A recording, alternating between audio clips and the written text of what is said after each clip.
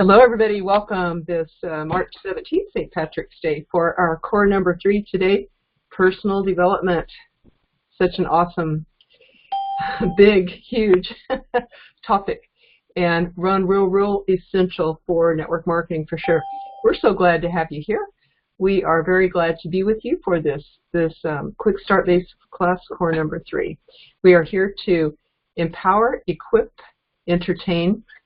We want you to have the best business possible for you, to help move you along and exponentially. That's our goal. The most direct way, the fastest, best, most direct way that we want to help you to get to your goals in your business. So you're here, proud of you. You've chosen the right class. You're in the right place to do this. Before we get started, I want to let you know about some announcements coming up, some events coming up this week that you may be interested in.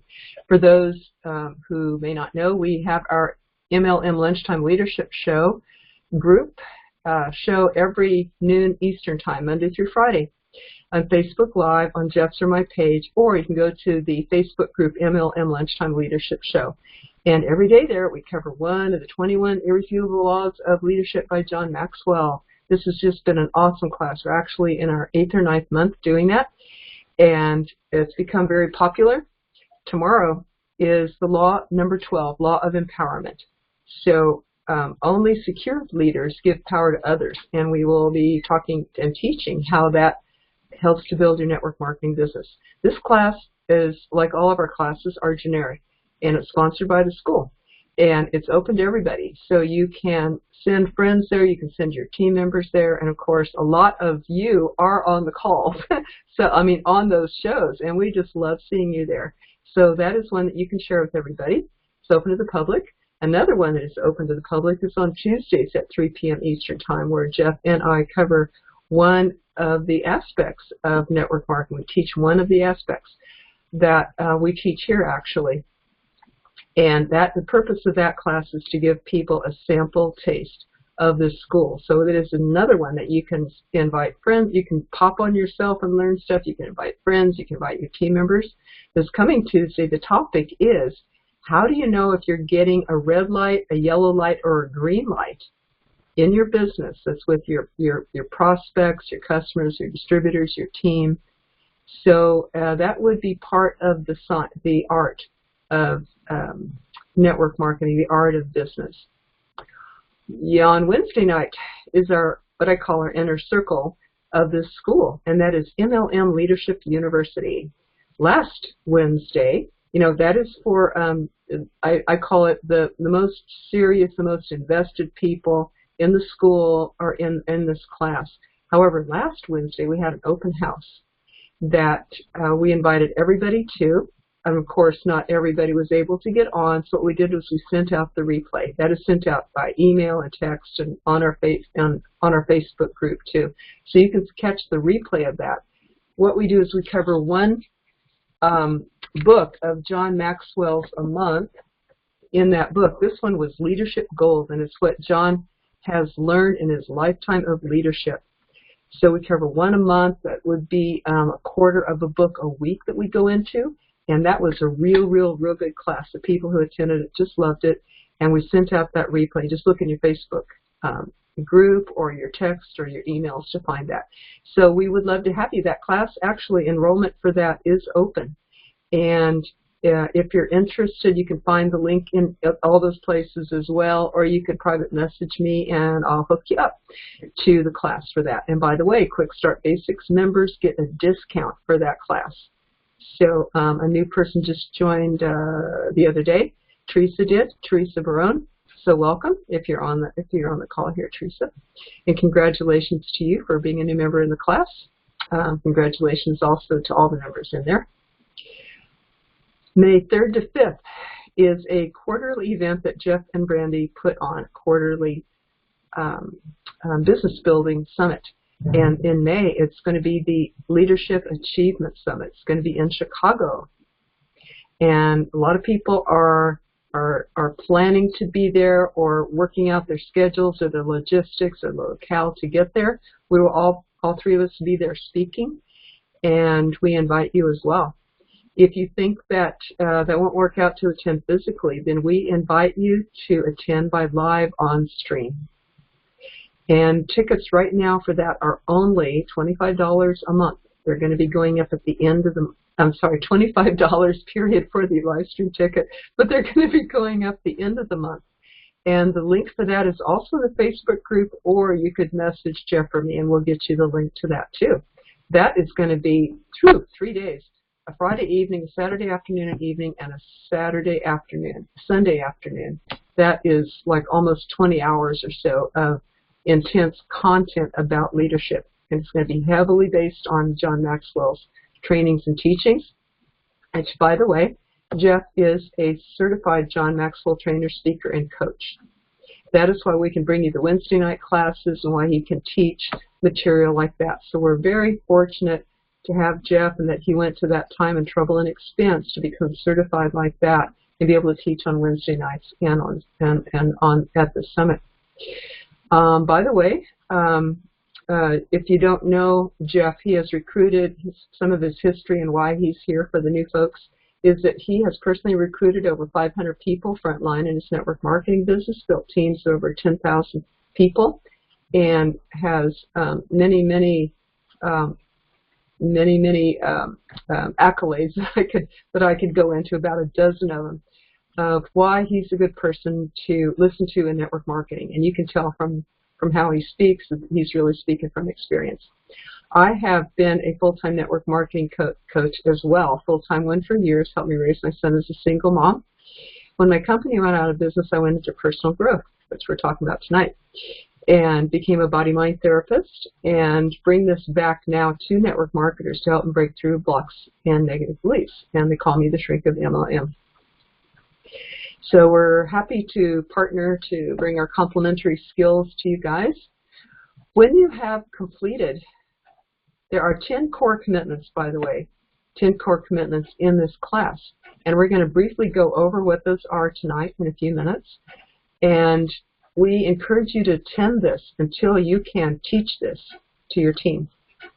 So we hope that people stay in here a long time, because they always get something deeper and new each time you go through. And repetition is the mother of all skills, as Tony Robbins says. And we have a certification for you when you have completed all 10. When you have attended all 10 here or watched the replays, please let me know, and we will get you a certificate for that level. Congratulations to Linda Westrick, who just completed her first 10, and to the people who have gone before her, and also the people who are starting to acquire and accumulate their second level. So there's actually 4 levels in all. Each time you complete 10, you get a certification at that level, and there's a total of 4 levels in all. So we congratulate the people who have, and this, like all classes, will go 90 minutes, and then we will turn the recording off and have open coaching, questions, answers. We will hear each of your takeaways. So whatever that was your favorite thing tonight, we're going to ask you that at the end. You might make a note and jot down what was your best takeaway, your best thing that you got from tonight. And we will go down the line and hear from each of you at the end, so you will have a chance to speak off the recording. And then we'll open it up to questions.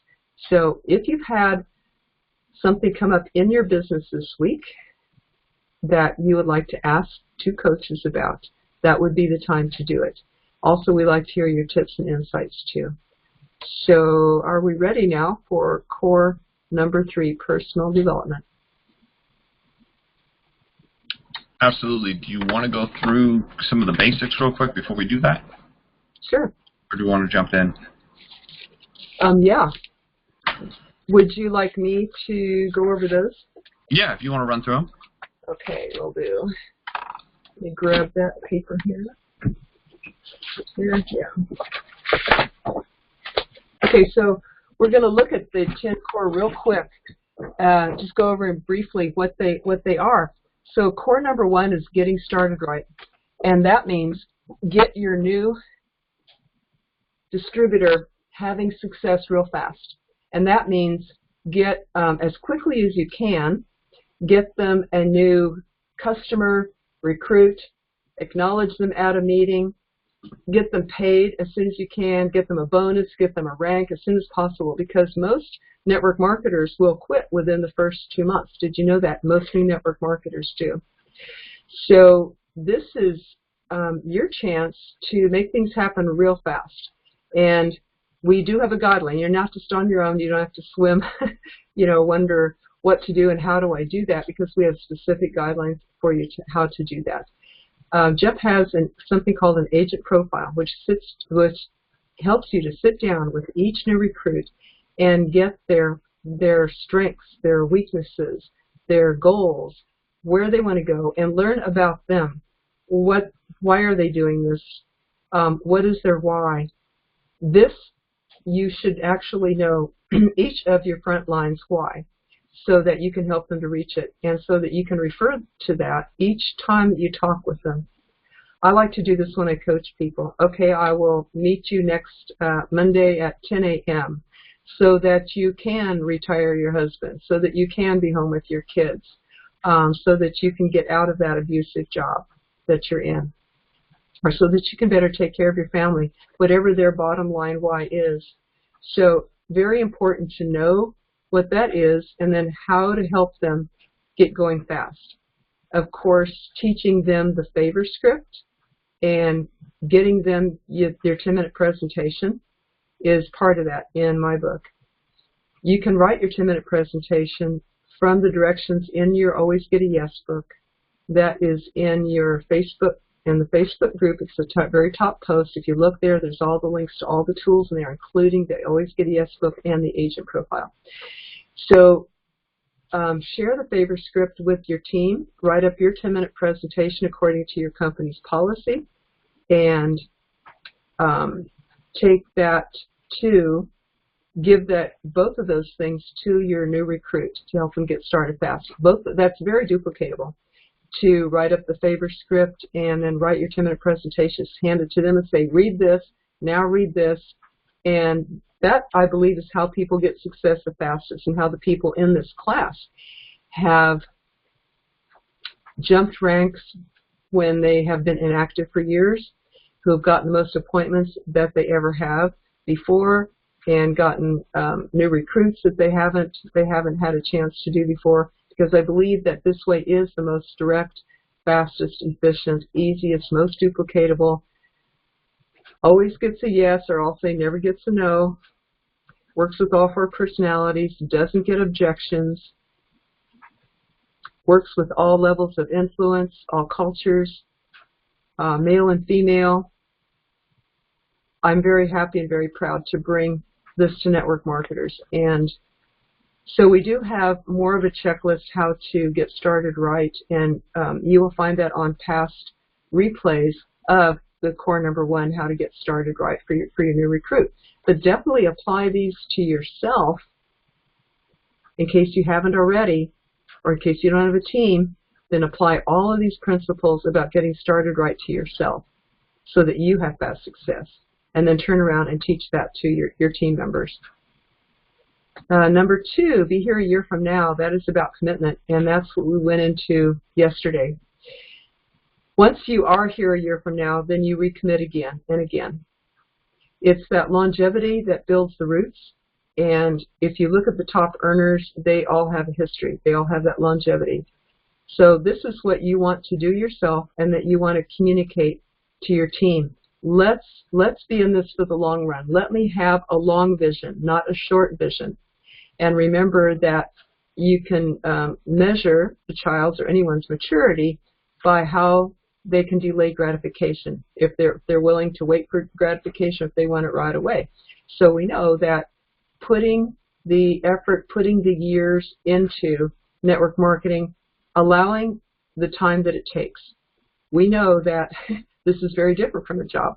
When you recruit the new person, too, you want to be communicating this, that a job pays you like every week or two, right? And network marketing is different. It's more of that delayed gratification thing. In a job, you go, you do your thing, you get paid. It's almost like a little mouse in a cage that's trained to ring the bell, and then they get a pellet. then they ring the bell and they get a pellet. So it's almost like society is training us to be like that. You know, we're like little worker mice or worker bees to make someone else money. Network marketing is different. It's to make you money and all the people that you help. So being here a year from now for me includes communicating to your recruits that we do a lot of work in the beginning because there's a learning curve in network marketing and because it takes time for the rewards to come back. You talk to people, you get better at it, that takes time. You plant seeds that might need to grow because people maybe few are ready then, but more are ready later, and even more are ready down the road. So it may take someone years for the effort to come back that you put out when you talk with prospects.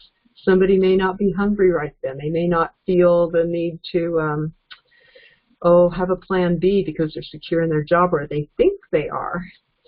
So it may take actually years down the road for some of the effort in network marketing to come back. And that's where the people need to have, you need to have patience, and you need to communicate to your team members to have patience too.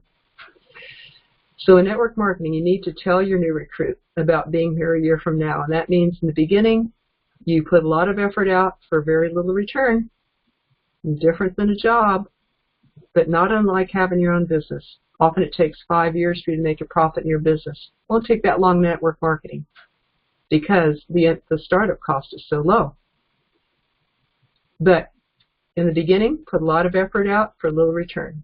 Then you start getting paid for that effort, and then a little bit later down the road, the longer you stay in it, the more you get paid for doing very little. And like a client of mine said best, it's ridiculous how much we get paid for how little we do. But they earned it. They got to that point, right? They got to that point of having faith and trust and patience in the beginning. And so it's like pushing a boulder uphill. It's hard.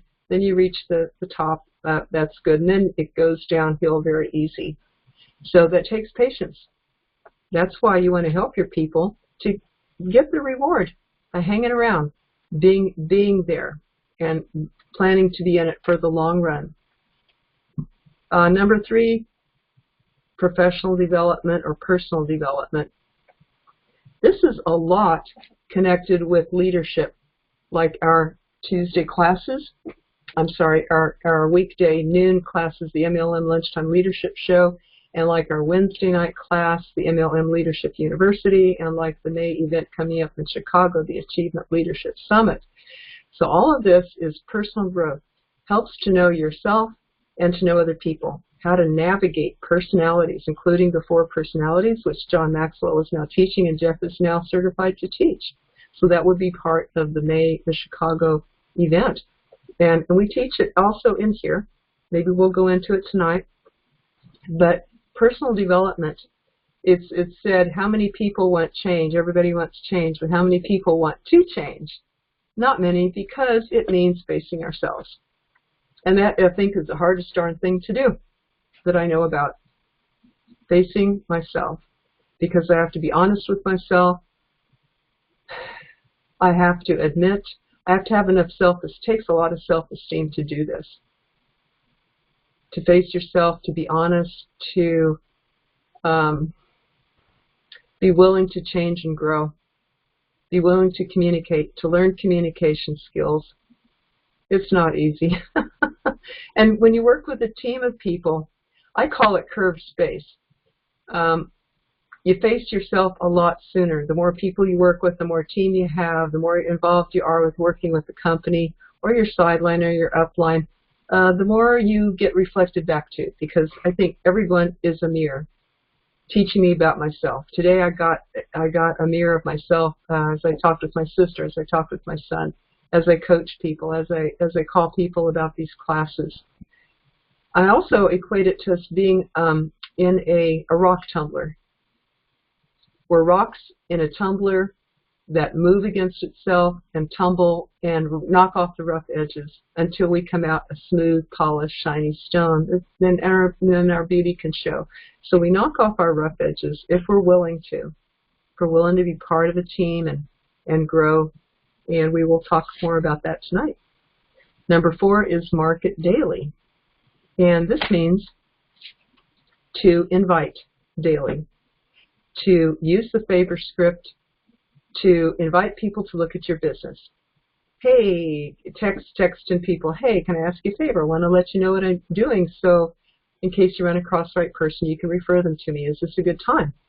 So you text 10 people or Facebook message them, and that is inviting daily. Only I recommend you maybe do 10 a day, because maybe only so many of those people will be ready to have a presentation. And if they say yes, it's a good time, then you read them your 10-minute presentation. But market daily, it's almost like going out fishing, inviting, looking for the people that are ready to hear what you have to share. And you can do this by developing, well, the people that you already know, and everyone knows 200 to 500 people. So you can market daily by just texting maybe 10 people until you've completed that, until you've gone through every single person you know. Look in your phone, look in your Facebook friends, people that you really do know and really are your friends and who might want to listen to you and want to do you a favor. And these are people who know you enough to that you can kind of anticipate, yes, they know me, they will want to hear what I have to say, they'll want to help me. So you invite, they'll want to, and also it's not about them. That's what makes the invite script so ingenious. Jeff developed that from bringing over his real estate experience and adapted the favor script for market daily. It's not about the person. That is why it never gets a no anyway, and we call it the always get a yes script, because eventually that person will probably, they're your friend, they will want to hear it. The genius part is it's not about them. That's why, and the whole goal of marketing daily is you want to be able to present as many times as you can, because he who presents the most wins. And so the favor script actually wins. Of all the scripts that I've ever seen, it's the best one I've ever seen. I call it the world's hottest script because it's indirect. It's not about the person, and they're more likely to say yes.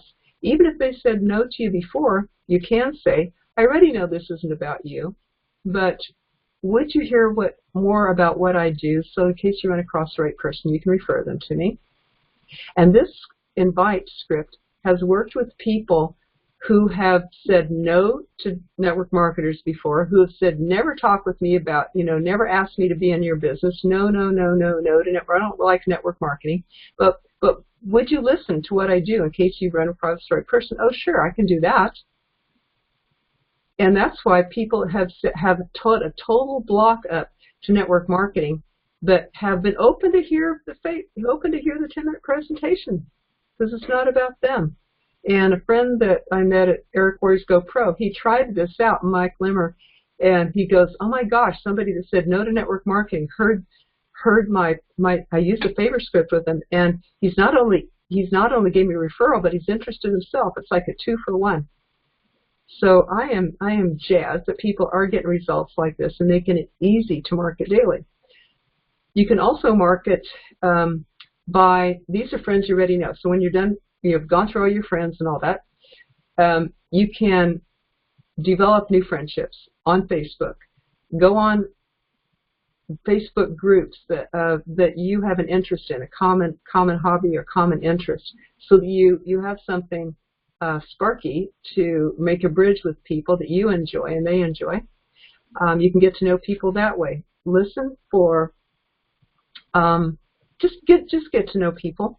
When you take that out of the Facebook group, maybe onto Facebook Messenger, and you ask the person, hey, what do you do? What do you do for a living? What's your work? And you hear them, they're most likely to ask you back.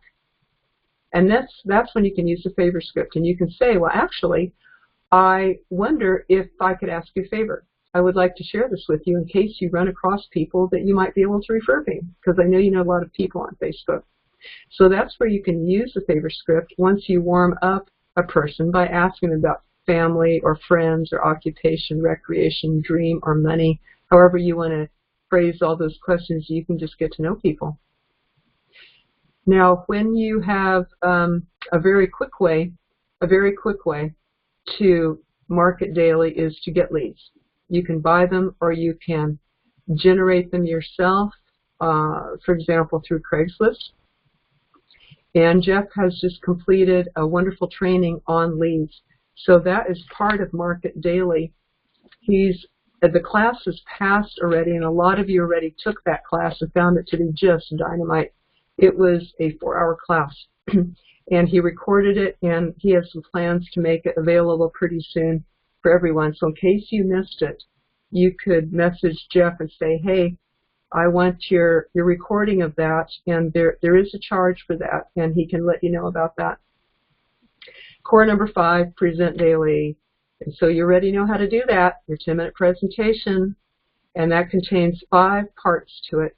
And that is your company, the need, the product, the comp plan, and the timing and the talent. Those 5 parts. Each of those should have about 3 bullet points under them, and you can find directions for that in your Always Get a Yes book. Where can you find that? Remember, in your Facebook group, the MLM Millionaire Club, look in the top post. It's called announcement. If you're on your phone or some iPad, you may have to click open the announcement. That's the top post. Click that open, and everything will open up for you. Tremendous treasure chest of tools in there. But the first one is your Always Get a Yes book. Look on pages 5 to 12. That contains what we teach here about getting started right, about your favor script, and your 10-minute presentation. So it tells in there how to write your 10-minute presentation. Also in that same link, you will find a few other tools, including a video that Jeff made about how to write your 10-minute presentation. So that helps as well. If you have any questions about that, bring that to these calls.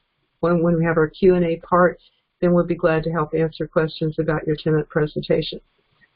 Some of you want some individual intensified help, and Jeff and I are available for private coaching to do that too. We'll help you real quick, but if you want in-depth quality feedback on it, I think it's really worth having us help you with that. Remember, it needs to be company compliant, so use the information from your company's material, websites, and all that.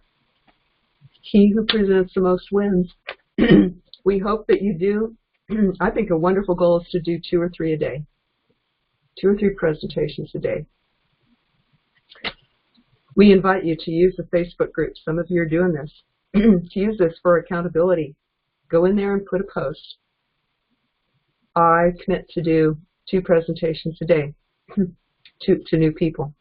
Underneath, in the comments, every day you can put the date, March 17th, 2019, 2 presentations. March 18th, 3 presentations, or 5, or none. I got too busy today. Tomorrow I'll double. Next day you might want to do 4. So that is a wonderful way to do accountability. There's a good number of your classmates, your team members have done that already, and it's a way to let us hold you accountable and also inspires other people in the group. So you're welcome to do that. Number 6, core, attend a weekly presentation. And this would be a meeting locally for your new customers, your new prospects that you bring along to it. Suit up and show up.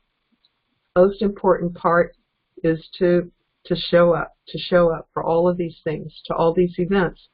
Events is where the synergy happens.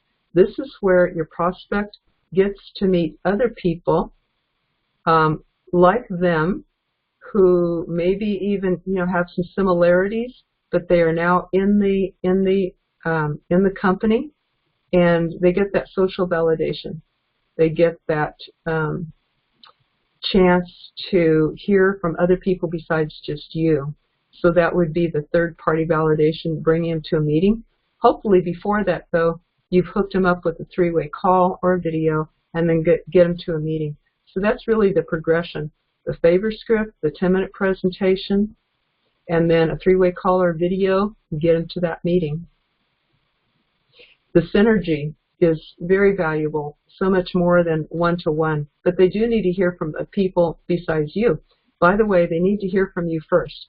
And that is why we suggest for the Present Daily, that it's you, not a video. Because people are videoed out, they forget to watch it, they get too busy, or they weren't even that interested in the first place. So they kind of avoid your follow-ups and they don't respond because they feel guilty, or they just don't, they're too uncomfortable because they didn't do it. So we recommend for the Present Daily, part number 5, that it's you. 10 minutes of you and not a video. Now, you can give them a video later, but now they're going to have, after you do a 10-minute presentation, they've heard more. Now they have a hunger, a lot of times a hunger for the video or the 3-way call or the meeting, because you set that up. But if you just go, hey, I want to tell you what I do, and send them a video, they don't have enough warm-up. So this way we found really, really works. And then get them to that meeting, that weekly presentation. Core number 7 is attend a weekly core training, which you do every week, people in the Quick Start Basics. You need this repetition and hearing the 10 core and getting deeper into it each time to master this over time, over the years, to then be able to teach, live the principles yourself and teach your team. It is an ongoing process, but we get better every time you hear it. And even if you hear just one thing from these meetings to take away and put into action, just take one thing from these meetings. Look for one thing tonight that you can take away and put into action in your business this week. And do this every week, and you will see how you grow from this. Please hear the replay if you cannot attend, because each one is a little different than you've heard before, and you'll hear new things and new angles. Or if you're like me, I have taken some classes in personal development. I've taken some classes. I'll tell you, I might be on the 5th time through that class, and I swear I have not heard the whole lesson before. I swear there's new things in here. That couldn't have been in here before, could it? That it's the same book, the same lesson, but I'm different. I'm bringing new questions to the table, new experiences, new needs to the table, and so I hear it new each time. I learned it's a different me. I hear it differently. Or I have new problems in my business, or I'm a new level than I was before, so I get new things from it. Number 8, attend a monthly regional. And this again is important. Simply suit up and show up. Just attend. Just attend. Eric Worre went to a meeting. He talked with one of the top earners, and he said, what's your secret? What's the secret? What's the secret to all this? And he said, just keep coming back. And he said, look, Eric, at these people who are here today, only half of them were here the time before, and less than that the time before. But those are the successful ones. And Eric, he said, really, that's the secret? You just keep coming back? And he said, yeah. And very few people do it long term. They'll come back once or twice, and then they'll come back, half of them will come back once, and then maybe half of them will come back twice, and maybe half of them will come back the 3rd time, and so on. It keeps diminishing. So he said, just keep coming back. Keep coming. Suit up and show up, and bring your people.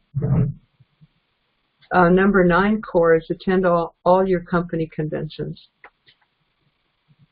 Same thing. You learn a lot, but also there's something that you get by osmosis when you attend these. You become changed. It becomes contagious. You catch on to things. And you become a different person when you get out of your normal environment and go and immerse yourself with other like-minded people. Because how often are you with that many supportive, wonderful people in your everyday life when you're talking about network marketing? You have to come up against all sorts of attitudes or misconceptions about network marketing. Even though you might not have mentioned it, you might find people that even are not very entrepreneurial. I think only about 5% of people are. So you get a chance when you go to your company's events to immerse yourself among other entrepreneurs and like-minded people, positive-minded people. It it just stores up your battery. It boosts your battery. It gives you what you need to keep going. So attend those. Maybe there's, a couple a year. Make sure that you attend all of those. And cool things can happen. It's through network marketing that Jeff met Brandy, and that Eric Worre met his wife Marina, and other important things happen at that time. But you also connect with other top earners who might end up being speakers for your team, let alone be inspired them, and let alone learn a lot while you're there. Number 10 core, create a monthly massive action plan. And this is strategy. Need that strategy to move forward. Need it to have a map of where you're going this month. Break that down into week and down into day, so that you always know exactly what you're doing every day. One example of a daily action plan is to text 10 friends, 10 people, or call leads. That do your 10-minute presentations. Aim to do 2 to 5 a day, I suggest, if you want to grow your business and stay ahead of attrition. So have the action plan. Include in there your conventions, your weekly meetings, this core training. Have that all planned out. I'm going to be, every Sunday night, I'm going to be on this Quick Start Basics 10 Core Commitment Program. Every week, every Tuesday night, I'm going to be at our local weekly presentations. And I would like to bring 2 new people each time, and communicate that to your team, and let them know your plans, and let that announcement hold you accountable. Always build in your company conventions and promote those well ahead of time. So that can be part of your action plan, and your strategy is promotion for the next event. Always be promoting the next one coming up in all of your calls, all of your posts, all up to your team members. Hopefully you have a Facebook group for your team member. Be communicating and talking always about the next event coming up, all of them, whether it's the weekly one, or the regional, the monthly one, or the national company conventions. Let's see, strategy. You can sail your ship, but make sure you're going in the right direction. Know what you're doing every day, and communicate that, the daily method of operation, to your team. You could have a team culture, like all of us use the favor script every day, do a 10-minute presentation every day, and then get somebody on a 3-way call every day. It could be a 3-part company culture. It's something simple, like 3 things that everybody can remember and everybody can do. That's not hard to, like, okay, I can do those 3 simple things for my success. And Jeff, do you have anything to add about the 10 core overview? No, I think we're set on that one. Okay. Okay, guys, where does we take it from there? We're going to go back to number 3. And what we're going to do is specifically focus on, I thought it would be good to focus on a book called Think and Grow Rich. I don't know how many people have actually seen this book, read this book. It's one of the best. And just to kind of tell the story real quick, Napoleon Hill was actually visiting a very wealthy gentleman, Andrew Carnegie, and Andrew Carnegie basically offered him the ability to travel basically he was going to pay for the expense to get him there, but all other expenses were his own. And he said, what I'm going to do is I'm going to put you in touch with the 500 wealthiest people in the world. And I'm going to do the introduction, and I want you to interview them and find out what do these people all have in common. And we're going to collect the greatest, basically, collection of ideas in the world and put it into one book. And Napoleon Hill, Andrew Carnegie later said that he was basically going to give Andrew Carnegie 1 minute to make that decision. And within 30 seconds, Napoleon Hill was like, yeah, okay, I'll do it. So that's the collection. The collection became 13 things that wealthy people had in common. These were the commonalities behind all of them. And it is a detailed list. It also took him 20 years because at the time, he actually had to take ferry boats and ships and trains and horseback to basically go to find all these people after he was introduced. They actually wrote letters and had to go show up. And he went all over the world. So basically, the first, it starts out with thoughts or things. Thoughts or things. And that's not something usually taught in school or taught by family, friends, acquaintances. That's something you're going to learn from wealthy people. All ideas, basically anything that's ever turned into something started as an idea, and someone took the time to basically figure it all out.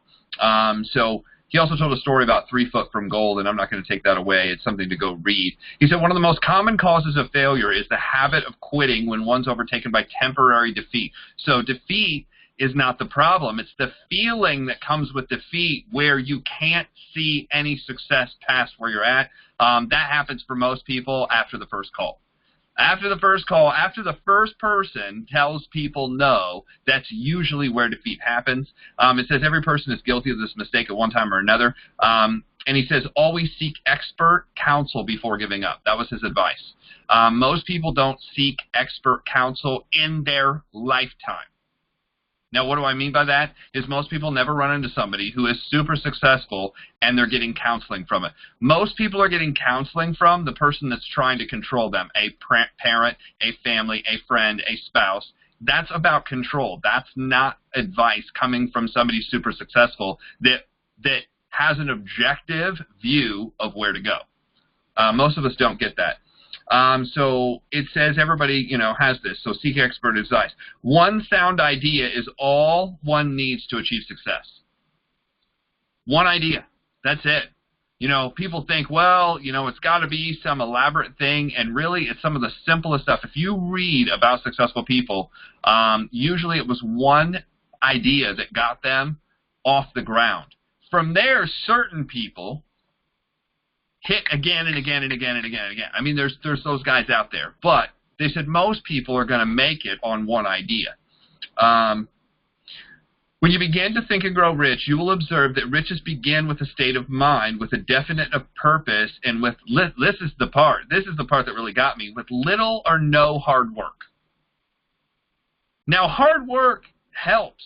Don't get me wrong. It speeds it up. But when you find the right thing at the right place at the right time, I have a friend that made $1 million in under 90 days. I mean, I wanted to punch him in the face, but he was like, well, I kind of saw this changing, and I had another friend who was already in who told me about it. So I decided to jump in, and, he made $1 million in under 90 days. How hard work did he have? Zero. He just saw it. It was timing. So it doesn't take necessarily hard work, but hard work helps. I will say that. One of the main weaknesses of mankind is the average person's familiarity with the word impossible. He knows all the rules which do not work. And you see this all the time. Well, I can't because of this, and I can't because of that, and it's my schedule, and it's the town I live in, and it's the Midwest, and it's the people, and it's where I went to school, and people have all these reasons.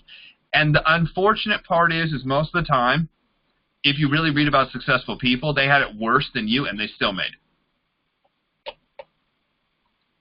The more I read about this, the more it made me upset, because I was like, I don't have any of these challenges, and these people did it with more challenges than I ever thought of. Success comes to those who become success conscious. So it's a consciousness about what to look for. It's a consciousness about what to do in all situations. Failure comes to those who indifferently allow themselves to become failure conscious. So one of my mentors, David Bird, said, success is a habit. Winning is a habit, but unfortunately so is failure.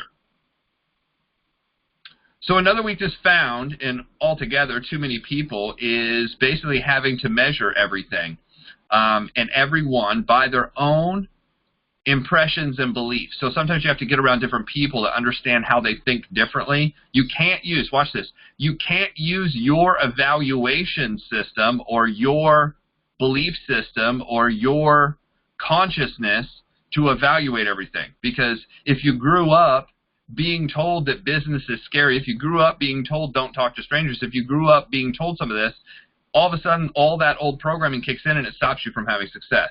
We refuse to believe that what we don't understand.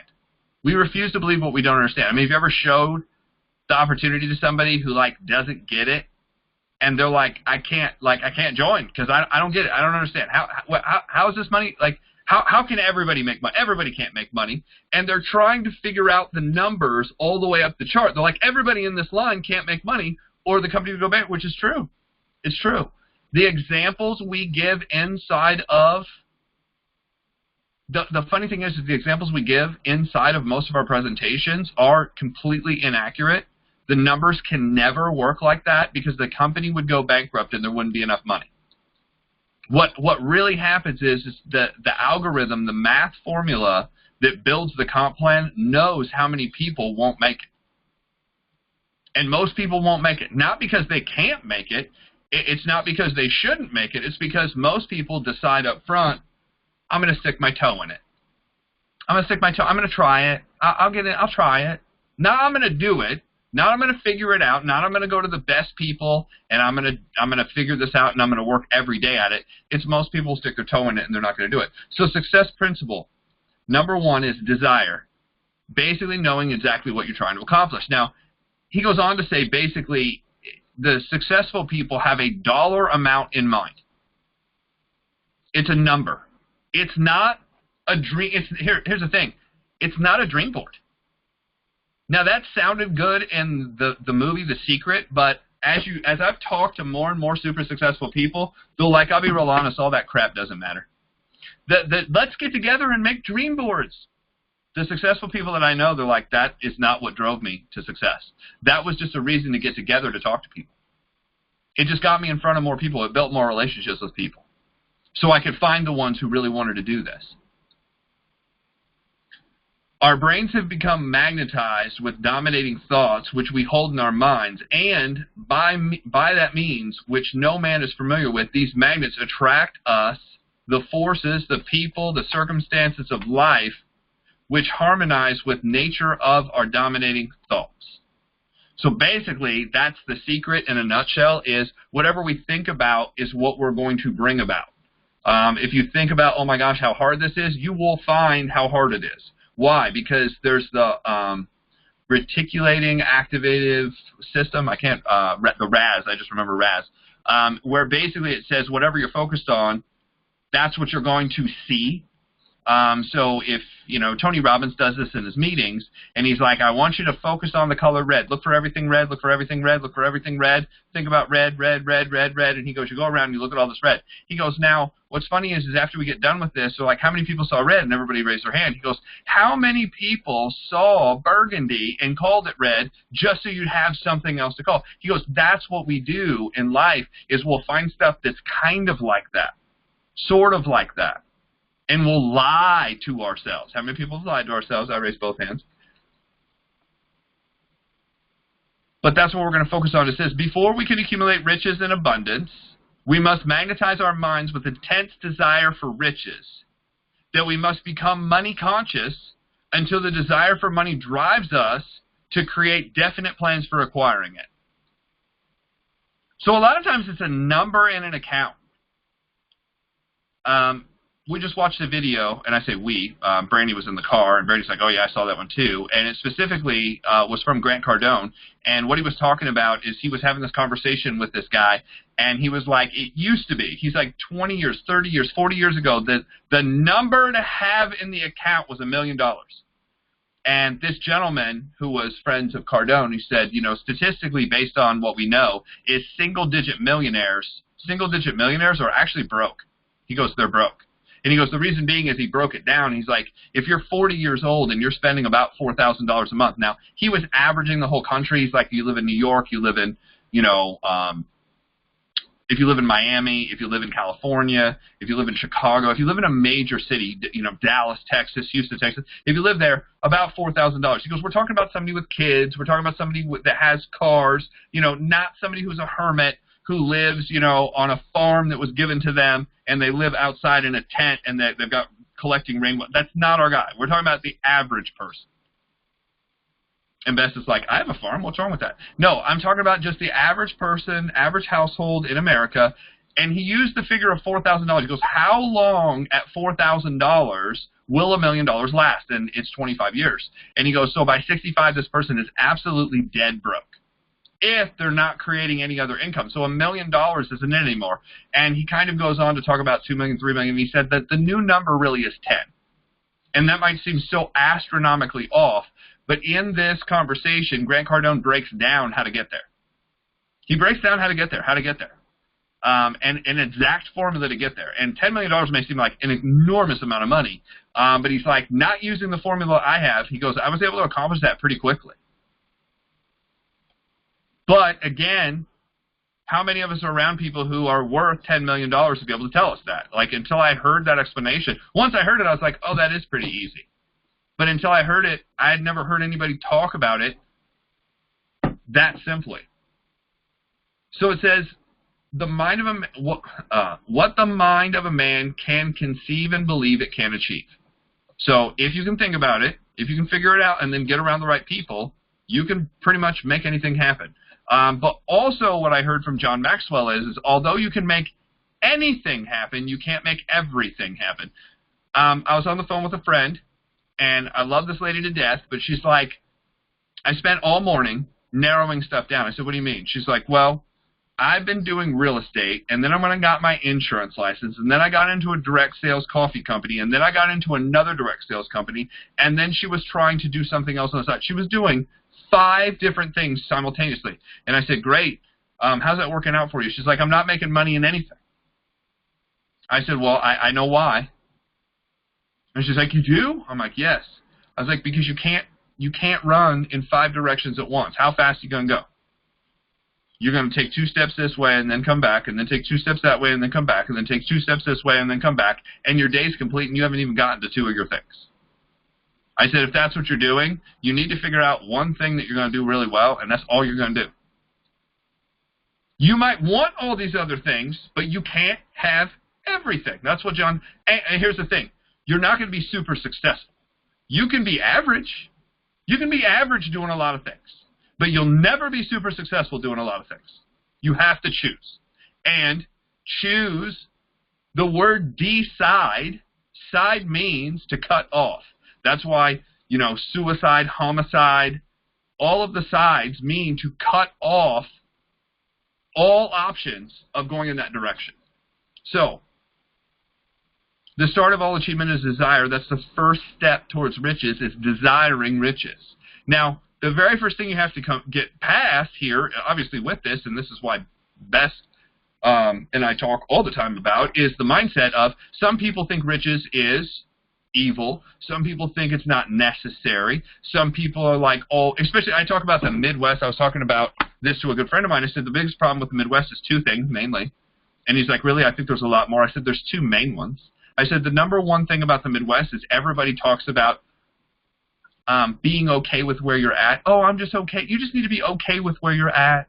You know, you just need to be humble. You just need to be grateful. You just need to be grateful for where you're at. You live, you know, in a place that has this, and it's fine to be grateful, but grateful to the point of average, grateful to the point of not wanting to do anything, grateful. You usually hear the word in the Midwest, oh, I just want to be comfortable.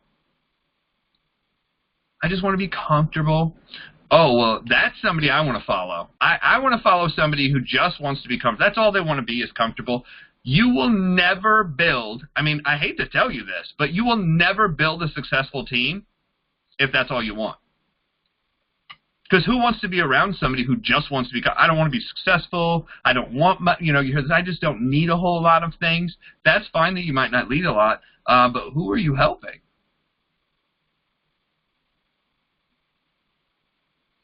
The second problem is you're too nice, which goes along with the humbleness. You're too nice.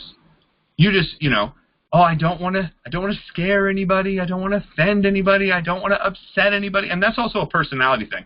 Most people's personality is they want to keep harmonious. But if that is your main objective above and beyond moving forward, that can actually hurt you. That can keep you in your little house, in your little hole, in your little area, and you're not going to expand out. And that's a problem if you want to grow bigger, if you want more. You have to be okay with being pushy towards what you want without hurting people. I'm not saying don't go out and hurt people, but to push past people who might say stuff. It says, leave yourself with no possibility of retreat. Does that sound like it's okay to do 10 things? You win or you perish. Every person who wins in any undertaking must be willing to burn his ships and cut off all sources of retreat. Oh, but I still like doing this, and I still like doing that, and I still want to have this, and I know right away. I mean, I can talk to somebody literally for 5 minutes and be like, never super successful. You might be okay at it, but you'll never be super successful. Not the big money. You have to be willing to burn the ships and go all out. At what point? Every human being who reaches the age of understanding of purpose of money wishes for it. Wishing does not bring money. Wishing for it won't bring it. But what he's actually saying is the minute you're a kid and you realize that money buys stuff and you like stuff, you automatically wish you had more money. Wish you had more money. Not realizing that who is destined to have money? Why is the real question is why is one person destined to have more money than another? Is it because they're a better person? I mean, how many people have known terrible people who have gotten rich? Like terrible, horrible people who have gotten rich. There's a ton of them. If you're a good person, why not you? What? I mean, shouldn't you have it rather than somebody horrible? The problem is both of you will get it if you know what to do. The science of getting rich is the science of getting rich. It doesn't matter if you're a good person or a horrible person. You can get to the money being both. I would suggest being a better person. He said there's 6 ways to basically desire this. Number 1, they said the method by which you desire these riches can be transmuted into its financial equivalent consists of 6 definite practical steps. Number 1, fix your mind on an exact amount you desire. It's not sufficient to say, I want more. It's not sufficient to say, I like more, I need more, oh, it'd be great, it'd be awesome. No, it has to be an exact amount. I am going after this amount. It has to be a number. And he says there's a psychological reason for definiteness, which can be described in another chapter. So you have to read the whole book to get this. Number 2, determine exactly what you intend to give for the money you desire. What do you tend to give? There's no such reality as something for nothing. What are you willing to give up? Are you willing to give up sleep? Are you willing to give up time? Are you willing to give up your extracurricular activities? Are you willing to get rid of your TV? Are you willing to not have a relationship with certain people anymore? Are you willing to move? Some people have to move.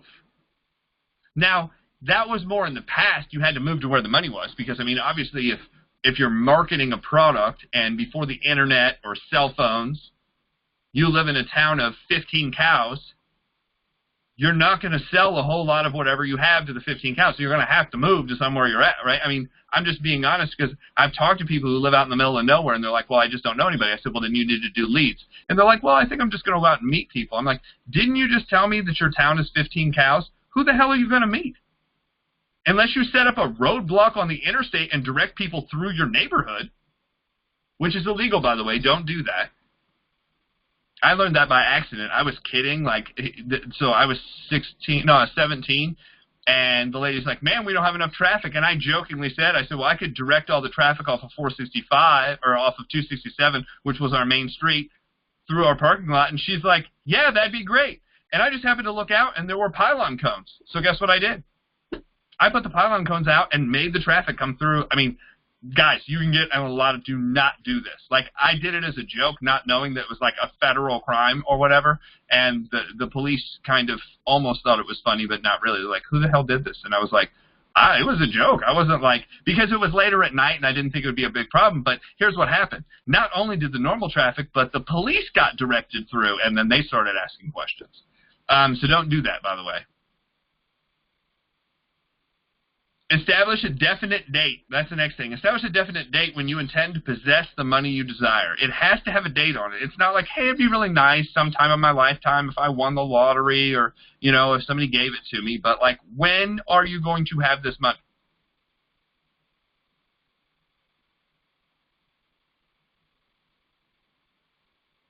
Then create a plan for carrying out. Create a plan to carry out the desire. Begin at once. Whether you're ready or not, put the plan into action. Because a lot of people will say, well, you know, when the kids are grown, when, you know, as soon as I sell my house, I love the, if you don't know of this, oh my gosh, it's so good. It's called Just Do It by A.L. Williams. And A.L. Williams talks about, you know, talking to some of his staff, and he's like, Art, I'm going to do it. And he's like, okay. And he's like, as soon as I sell my house, and he's like, okay, sell it. He goes, as soon as I get this relationship, he goes, well, go get it. As soon as I buy a car, we'll go buy it. He's like, what the hell are you? I mean, he's just like, certain people, just there's always something they're waiting on. Go do it now. So write out a clear, conscious statement of the amount of money you intend to acquire. Name the time frame for the acquisition. State what you intend to give in return for the money, and describe clearly the plan through which you plan to accumulate it. So you have to kind of write all this out clearly. Here's exactly what I'm doing. Read your statement out loud twice a day, once at night, once in the morning. And as you read it, you have to actually see yourself possessing it. What's going to happen? Now, what's funny is this will actually happen to you by accident when you go to do something. The minute a car breaks down, and I'll give you this example, the minute your car breaks down, what happens is you go through this emotional roller coaster, and your brain automatically does what? Every bad situation. Oh my gosh, I'm not going to be able to get to work. Oh my gosh, I'm not going to be able to go pick this up. Oh my gosh, I'm not going to be able to. Your freedom is taken away in a way. So all of a sudden your brain starts creating all these scenarios of what could happen. Have you ever had this happen? What could happen to me? Oh my gosh, I could be stuck. It could rain. It could snow. It could this. It could that. A cat could jump in the way. Right? Bad kitty. That was actually Chip. So all this stuff can happen. And eventually you come to the point where you're like, you know what? That car's done. I'm going to need a new car. So what happens is all of a sudden your brain starts focusing on the fact that you need a car. And what happens? You don't automatically a car. You start evaluating, right? You start going, well, what car could I afford? What could I afford? What could I do? What possibly could work out here? And you'll start picking through, and then all of a sudden you're like, well, if I found the car, the ideal car I'd want is this color. And you will actually use your brain, the same brain that was telling you, oh my gosh, the worst case scenario. Now all of a sudden it's going towards faith. When I get the car, you're thinking about getting the car before you have the car. And you think about the color, and you think about the year, and you think about the price. But you're scared, right? Because you're scared you're going to go in and they're going to show you something you can't afford and you're going to like it and you can't get it. This actually, this happens with everything. Your brain is going to work off of one of these scenarios. It's going to work off of fear. It's going to work off of faith. Rich people tend to train themselves to go off of faith and figure it out. That's why Richard Branson says if you see an opportunity, sign up for it and go after it and figure it out later. Most of us are like, I don't feel comfortable signing up until I figure it all out. He's like, you'll never figure it out. Because you got to go do it. Watch this. You have to climb a mountain to understand how to climb a mountain. So you're going to read it every day. So those are the 6 steps. Fix your mind on an exact amount. Determine exactly what you intend to give up. Establish a definite date. Create a plan. Write out a clear, conscious statement of how all this is going to go down. And then read it aloud twice a day. It says it is important to follow the instructions described in these 6 steps. Follow it every single day very closely. It says if you truly desire money so needingly that your desire becomes the obsession, you will have no difficulty in convincing yourself that you will acquire it. The object is to want money and become so determined to have it that you convince yourself you have it before you have it. And that's what you do with a car when your car breaks down. Yeah, the funny thing is you guys already do all of this. It's just you've never done it specifically with instructions. Most of us just do it by accident out of what? Out of necessity, because our basic human instinct is built for survival. We view the car as survival. If you could view the money as survival, you'd have it faster than you could possibly think of. Like if you built your kids with the idea that if they didn't have $1 million in their account at any one time that they couldn't survive, they wouldn't have oxygen, your kid would find $1 million faster. I mean, legally, find $1 million faster. You know, you have to build that in too. The steps call for no hard labor. This is what's interesting. The steps call for no hard labor. They call for no real sacrifice. To apply them calls for no great amount of education. This has nothing to do with degrees.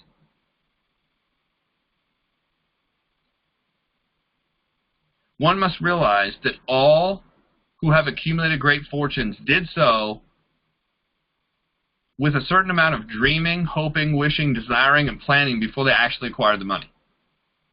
That's kind of like the steps. It starts out with a dream. I hope I get it. I wish I get it. Okay, I really desire that. Now I really want it. Then the plan comes in, and you start looking at it every day until all of a sudden, boom, it happens. Most people don't acquire money because they're not around anybody that has any. So therefore, it's like it doesn't mean anything to you. But when you're around people who have money, I mean really have money, where there is, it's not an object at all. It's like, oh, for instance, I ran into this friend one day. I was out looking at cars, and I ran into my friend's dad. And they're like, oh my gosh, check this out. We're buying this. And I said, what are you getting? And this was years and years and years ago when the Beetle came out and the convertible Beetle came out. And I was like, oh, wow, that's so cool. You know, have you guys been planning on, watch this, have you guys been planning on buying this car? No, we were across the street having dinner. I was like, how did dinner translate into a convertible? Well, we're having to, you know, and she looked across the street and she's like, oh, yeah, those are the Beatles. You know, remember the Beatles? When they grew up, it just so happened that they were older than I was. And they're like, when we grew up, you know, we had a yellow Beetle, and now they've come out with the yellow Beetle, and now it's a convertible. So we came over to look at it, and they had a convertible here, so we bought it. I was like, yeah, that's pretty normal. I usually go out to eat on a Tuesday and buy a convertible. I was like, what the? But these people had an enormous amount of money, and I was like, that is a different, like, level of play that I want to be in a position to do that. Not that I need a convertible. That's not what I'm saying. I just want to be in a position where it's not really even a, I mean, when you can order dessert or a convertible or both, that's a good position to be in financially. So it says, in planning to acquire your share of riches, let no one influence or scorn the dreamer. Meaning, stay away from the people who don't believe.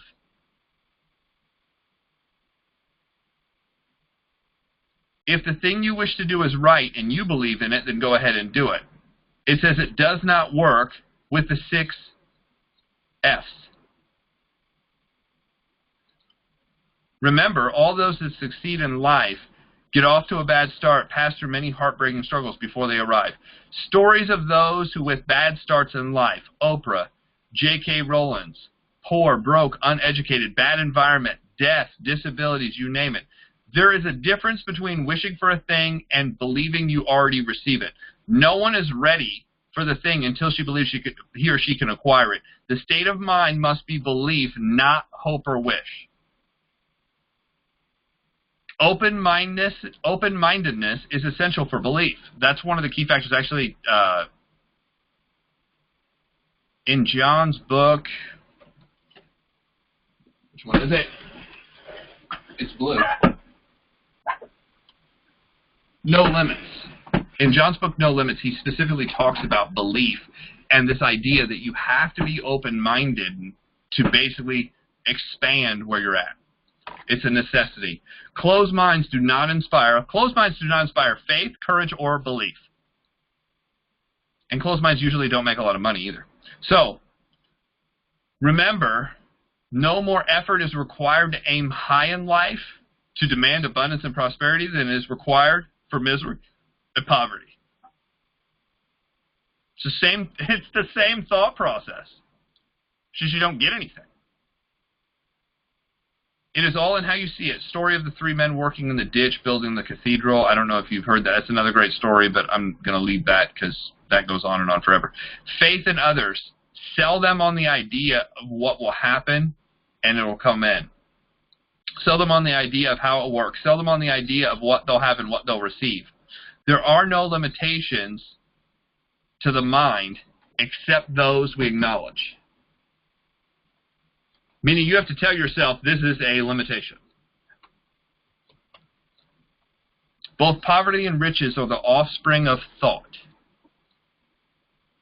So these 6 F's. The first one is faith, visualization of belief and attainment of desire. It's the second step towards riches. So first is desire, second is the faith that it can happen. Faith is the head chemist of the mind. It says when faith is blended with thought, the subconscious mind instantly picks up a vibration, translates it into a spiritual equivalent, and transmutes it into infinite intelligence. So it's like almost playing with a second mind that's helping you figure everything out. It's actually conscious, it's subconsciously helping you choose where to go. That's the like gut instinct kind of thing. Faith is a state of mind which can be induced or created by affirmation or repeated instructions. The subconscious, it's through the subconscious mind. These are my notes, by the way. And I've already, sometimes I'm writing and thinking at the same time and I'll forget words. But as I read it out loud, I can actually figure it out, which is really weird because I've never been able to do that before. Because usually when you write something wrong, you'll read it and your brain will automatically correct it, which is what I usually do. So repeated instructions through the subconscious mind, through the principle of autosuggestion. So I think this is interesting. It says faith is a state of mind which can be induced, created by affirmations or, that word or, repeated instructions through the to the subconscious mind.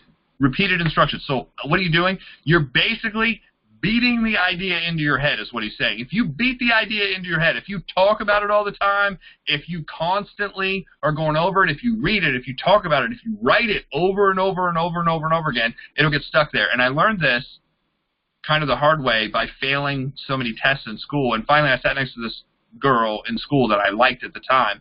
And I finally asked her, I'm like, Amanda, how is it that you're getting A's throughout school? And she's like, well, school isn't that hard. And I was like, okay, well, give me the tip because it's been hard for me up until now. She goes, well, don't you realize 80 to 90% of all this crap is just memorization? Nope, never once did I evaluate that, and I just thought it was a bunch of shit I didn't want to learn. She's like, it's mostly memorization. Like, that's what this is. It's just memorizing a bunch of garbage. She's like, honestly, we don't use most of it again. And I was like, yeah, that's true. She goes, well, all I did is I taught myself how to memorize. I was like, okay, can you share that? She's like, yeah. She's like, all I do is I write whatever we're doing, the word or the history date or whatever the project is. I just write it out 25 to 30 times. After I've written it 25 to 30 times, she's like, it's almost like it kind of is just back there. And when I see it, I kind of get a feeling of which one to choose. What was she talking about? She was talking about beating it into your subconscious mind. I didn't realize that's what she was telling me to do. But it's funny, once I started doing that, I was able to just go through school. I mean, some people get really mad because they'll watch me pick something up and I'll read it and they'll be like, how did you train on something you read 15 minutes ago? And I was like, because I wrote it down. So this is how you can literally beat it into your head. Drill it into your head. That's another way. Some people are like, just drill it into your head. What they're saying is if you just repeatedly do it. Some people need to hear it. Some people need to see it. Some people need to write it. But if you do all three of them, if you don't know which one is going to really trigger it, do all of them. Don't leave anything to chance. That's the principle of auto-suggestion. Faith is a state of mind which you may develop at will.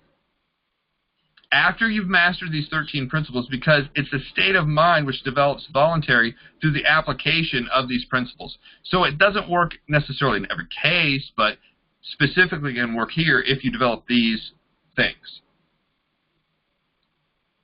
Repetition of affirmation of order to your subconscious mind is the only known method of voluntarily development of emotional faith.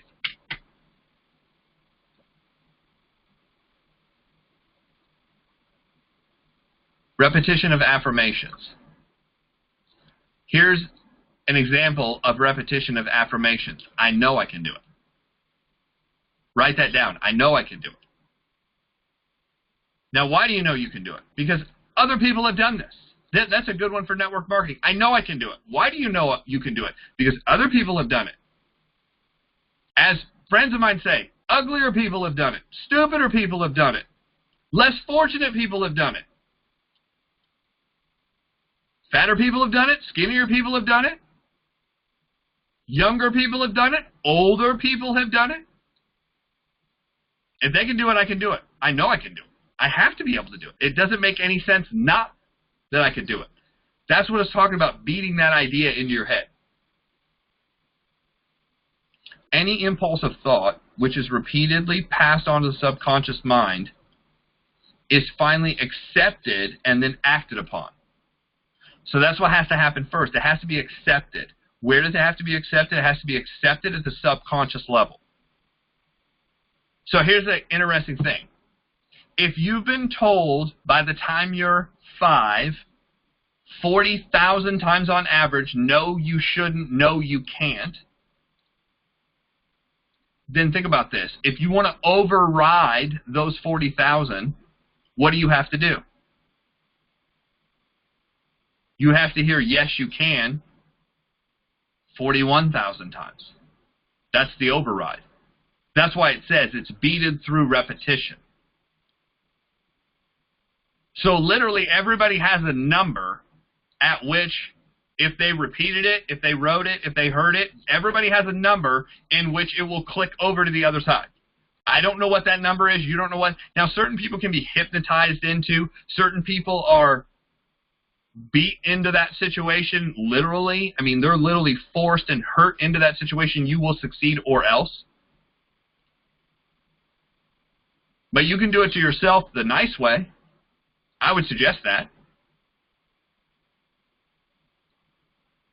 The physical equivalent by practicing this. So, the subconscious mind will translate this into a physical equivalent through impulse of negative or destructive nature just as readily as it would act upon impulses of positive constructive nature. So what is it saying? The same mind that would usually talk about all the ways you can't and create this scenario of how you can't, the same mind, the same part of the mind that creates the I can't do it is the same part of the mind that creates the I can do it. You just have to override it instead of going negative to go positive.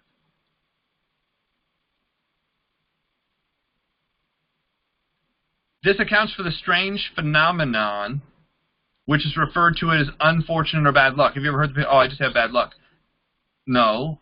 Your brain just focuses on fear and focuses on what will happen in the worst case scenario. And if you focus on what's going to happen in the worst case scenario, the RAS, reticular activative system, will start focusing on all the things that will bring that stuff to you, and you will act upon it because you already told yourself that's the direction you're going. The only way to reach the subconscious mind is to add emotion to thought. And then repeat it over time becomes reality. Emotion to thought. How do you get yourself into an emotional state? Watch a movie and you can sometimes get into an emotional state. Listen to music, you can sometimes get into an emotional state. The fastest way to change your state is, Bess, through movement. Through movement. That's why Tony Robbins gets people jumping around, and when you jump around, all of a sudden your state changes, and then he teaches it to you. And then he gets you to jump around again, and then he teaches it to you. But he's like, if you don't go home and jump around, guess what will happen? This will go away. If you go back to acting, that's why it's so funny. People are like, I just don't have the energy you do. I was like, but if you did, you'd produce the results I do. That's why I found it interesting that when I first started building network marketing, I had a friend, this was a good friend and a successful friend, he says, look for people who work out. Look for people who already push themselves to the limit. He's like, I've found if they can push themselves to the limit physically, they'll also be able to do it mentally because it's one and the same. I was like, interesting. And then I looked at the group he developed, and all of a sudden he started bringing on people who were professional athletes. And it was funny, the professional athletes, half the time, sometimes a quarter of the time, they would make it to the top of the chart.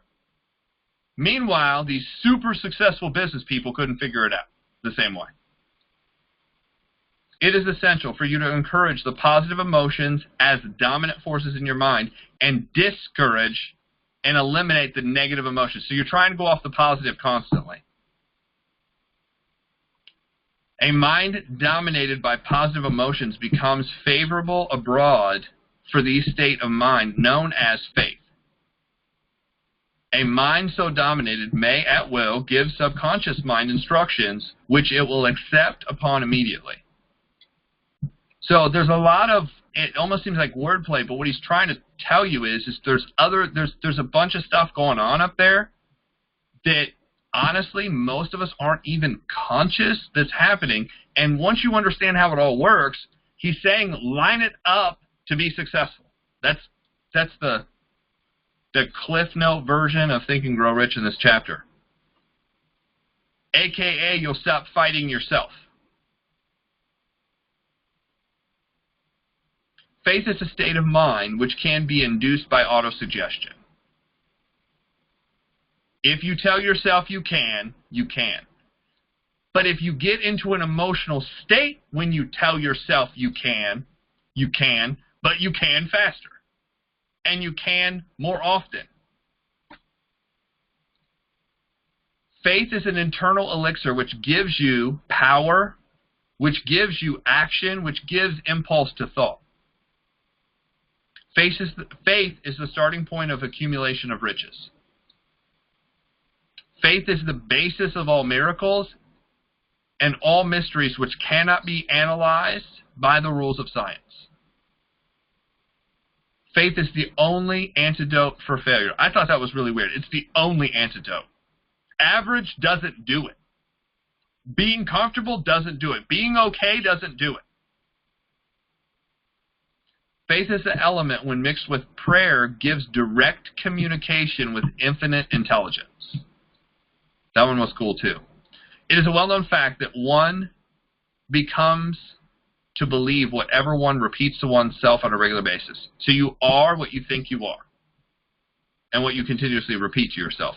Every man is what he is because of his dominating thoughts which permeate and occupy his own mind. Thoughts which mixed with emotions constitute a magnetic force which attracts similar or other related thoughts. So if you start bringing in good stuff, it'll bring in more good stuff. The more good stuff you bring in is what he's saying. Again, law of kind of attraction. The human mind is consistently attracting vibration which are harmonious with whatever dominates the mind. So it's almost like if you're playing negative music, other negative music will come find you. So the self-conscious formula. I know that I have the ability to achieve the object of my definite purpose in life. Therefore, I demand myself persistent, continuous action towards the attainment. I know what I want, and I'm willing to work for it. Number two, I realize the dominating thoughts of my mind and eventually will reproduce themselves outwardly in physical action and gradually transform themselves into physical reality. Therefore, I concentrate my thoughts for 30 minutes a day upon the task of thinking of the person I intend to become. So you're actually like creating the person you want to become. You're seeing that person in your mind, and then you're becoming that person in real life. I know what I want, and I need to become something more to get something more. 3, I know through the principle of autosuggestion that any desire that I permanently hold in my mind will eventually seek expression through some practical means of attaining an object back of it. Therefore, I will devote 10 minutes a day to demanding of myself the development of self-confidence. So I know what I want, but I know I don't have to fight to grow forward because my mind will want to slip back into the comfort zone. The only thing, watch, the only thing that can change that is a system that overrides your subconscious mind, that overrides your basic human instinct, because your basic human instinct will always want to slip back. So he's like, you have to not only force it, but you have to systematize it to make sure you go that way. Couple more. It says 5. I have a clearly written down description of my definite plan in life. I know what I want, and I have written it down, so I will not lose focus and actually achieve what I actually desire. The 5th is I realize that there is no wealth or position that can long endure unless built upon truth and justice. Therefore, I will engage in no transaction which does not benefit all whom it affects. Meaning, if you're cheating, stealing, trying to do it underhanded, you'll always end up going backwards. It says, I know what I want, and I'll make sure I do it for the right reasons with the right people until it's accomplished. That's the simpler version. So the subconscious mind makes no distinction between constructive and destructive impulses. It works with the material we feed it.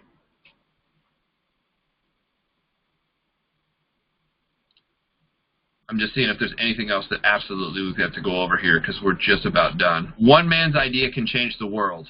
Look at Gates, look at Jobs, look at Charles Schwab, look at Tesla. Or not Tesla, look at Elon Musk. One person.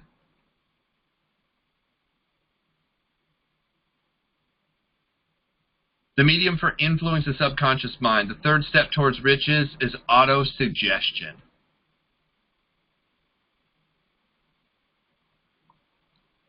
So guys, here's what we've done. Out of 30 pages of notes of this book, we've gone through 6. That's how deep this is.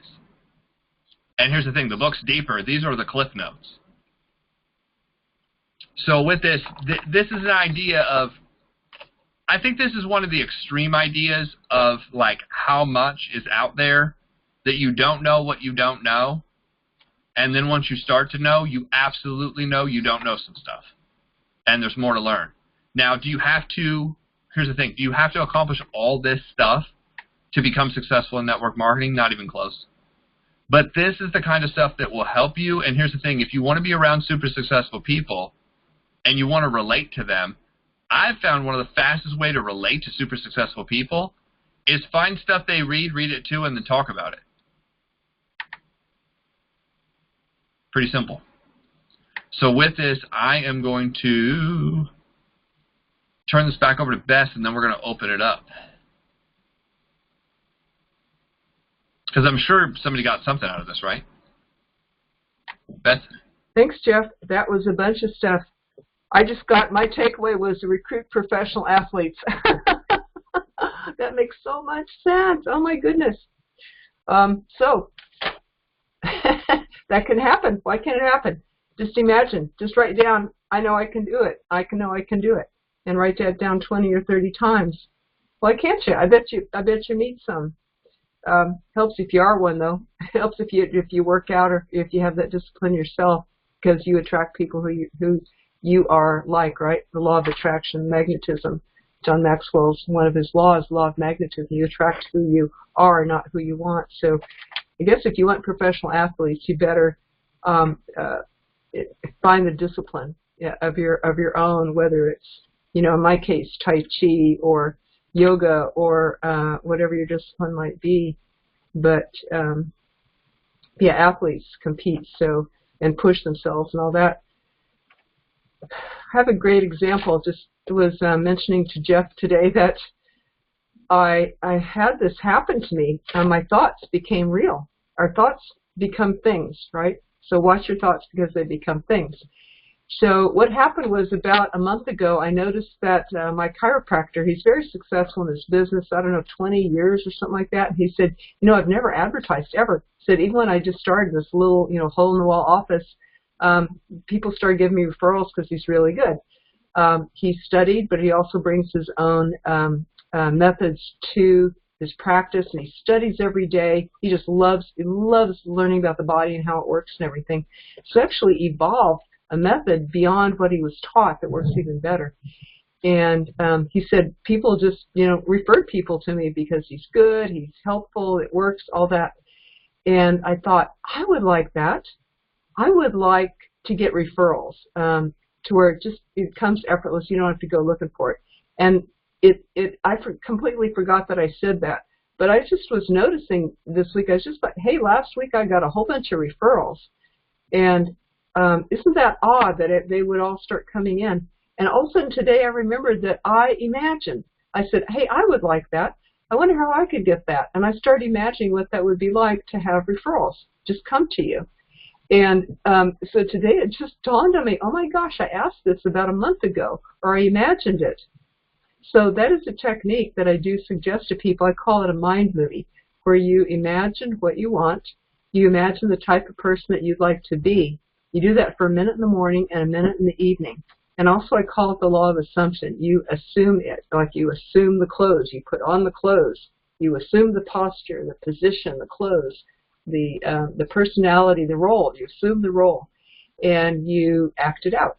And you see how that would feel to be abundant, to be rich, to be able to have choices and not be limited. Oh, I can't. That's not my budget. Sorry, we can't do that. Yeah, or maybe one day I'll be able to do that. But to say, I would like to do that, and I could do it right now. So you try that on, that unlimited thing. Or I can be an athlete. Or I can be a bodybuilder. I can recruit people like this. I can do it. So because I realized that today, oh my gosh, I didn't even do anything except think it. You know, I tell you, besides doing a good job and loving my work and everything, but I'm going to start doing this some more. And another technique I have is write down 15 times a day. And Jeff mentioned write something 20 or 30 times, and it's somewhere back there. I'm going to try that too. And another one that I do recommend is whatever you want in your life, write that down 15 times a day. I am healthy, wealthy, wise, and free would be a very nice one. Write that 15 times a day. You write it until it actually happens to you. But I like that also the being specific and setting a date. So while you were talking, Jeff, I just wrote out some things. I've done it before, but it's good to refresh how much money you want to make and the date you want to make it. You could even sometimes forget about it like I did and realize that, hey, that's pretty cool. How come this is happening? And realize and remember what you set in motion. So you could read it every day, but some people, they just put it away and they forget about it and do the plan. And then all of a sudden they realize that like a certain date arrives and they realize that, oh my gosh, I made that $10 million almost to the penny and almost to the date. How did that happen? They look back and they find out they had written that down. And of course, you usually have to put it into action, a plan into action for it to happen. But sometimes it just finds its way to you anyway. $1 million, like Jeff was saying, doesn't go as far as when I was a kid, you know, and that was a long time ago. But when I was a kid, $1 million was like, God, you're set for life forever and ever and all eternity. And now with inflation and everything, it's not so. I did some projection out. I did some math.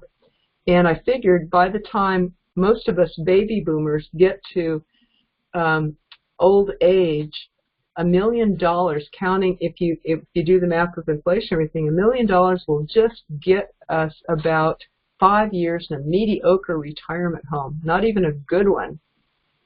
And I'll tell you, my mother was in one, and she had us 4 kids as advocates because a mediocre one, she wouldn't have lasted long or fared very well. You almost need an advocate, because, or you need to be able to afford a good one. Maybe $1 million would afford 1 year in a good one, or be able to have people, if you ever needed it, you know, to come and take care of you in your home.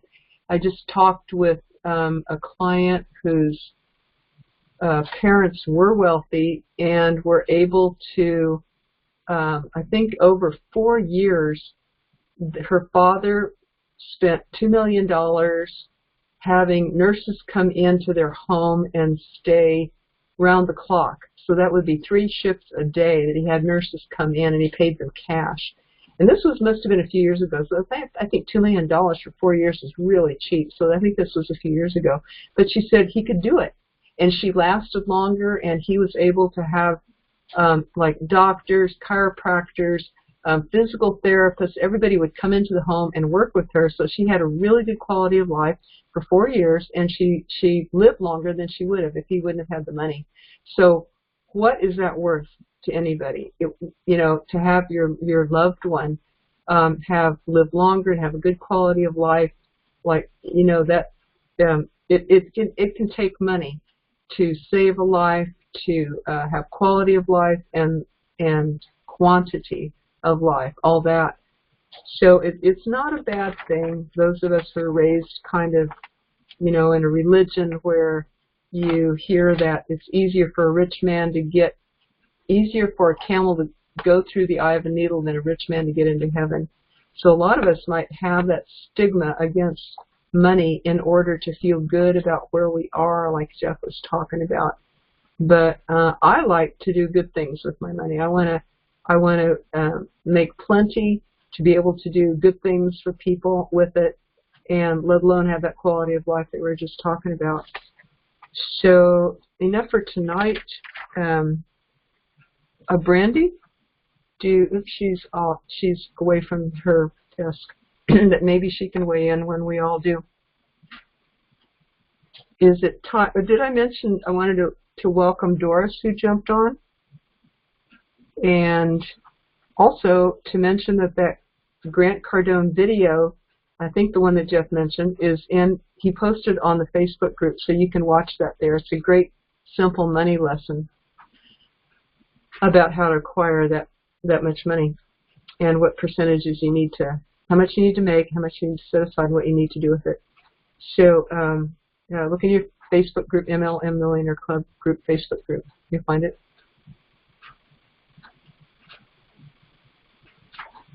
Are we ready to? Awesome. So let's turn off the recording and run through. And what was your greatest takeaway? What did you get out of tonight?